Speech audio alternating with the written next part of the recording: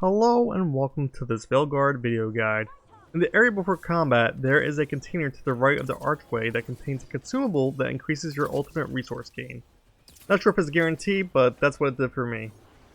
Before you're able to take on the majority of the enemies in this area, be sure to destroy the red crystals and ignore the cyst. Popping the cyst is what spawns the boss. I recommend saving after taking out the enemies in this area, just in case so you don't have to repeat this section every time. If you do have your ultimate ready, be sure to hold on to it until you break the Blight armor. Using heavy attacks seems to be pretty effective at doing so. You can opt to use your ultimate when that gauge is broken to increase the stagger bar, or hold on to it for when the boss is staggered so you can put more damage on him.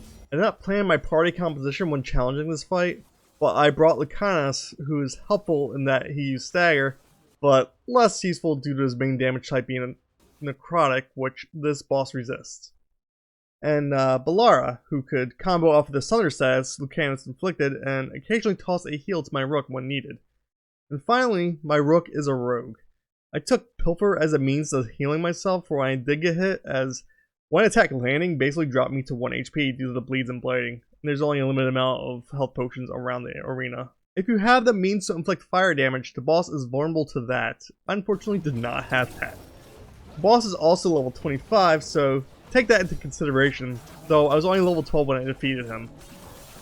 When you do stagger the boss, whose full name I'm only going to attempt once, Desmal, Bloodbound of Elgar'nan, this is the time to unleash your most damaging abilities, including your ultimate if you save it. Be wary if you're in a corner, however, as Rogue's ultimate was completely nullified by the terrain at one point. Stall using your finisher as much as you can, since the boss will get back to its feet afterwards. Attacks to look out for: when Desmal slams its weapon to the side twice. Next is coming a horizontal sweep, which is pretty simple to parry and allows you to get some good hits in. And yes, I did type with that in notes. When the boss slams its fist to the ground and spawns AoE all around, use a heavy attack to interrupt and break them out of this attack. Desmal will sometimes glow red and charge towards you. Dodge to the left or right, as this attack is unblockable.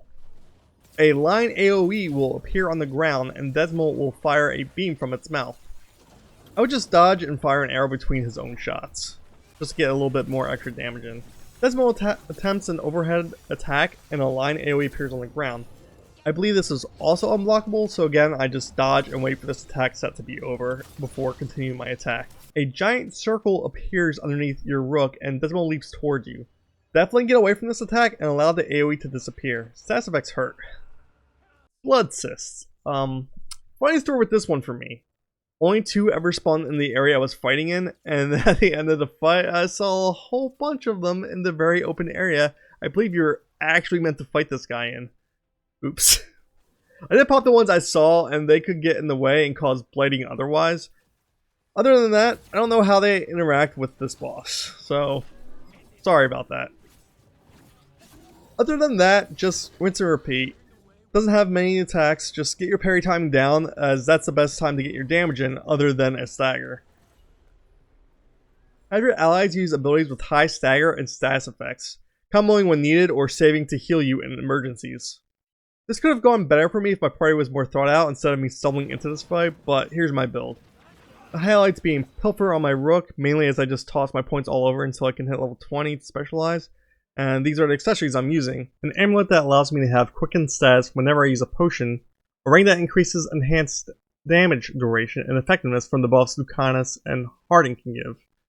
A ring for extra range damage, and a ring for necrotic damage duration, which again I do not recommend as this enemy is resistant against necrotic. I'm also using basic weapons and armor. There's nothing special about them, it's just what I had.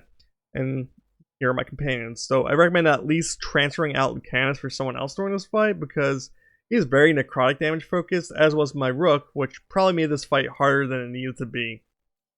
Thanks for watching, take care, and have a good one. Don't forget to subscribe if that's a thing you want to do. Anyway, later.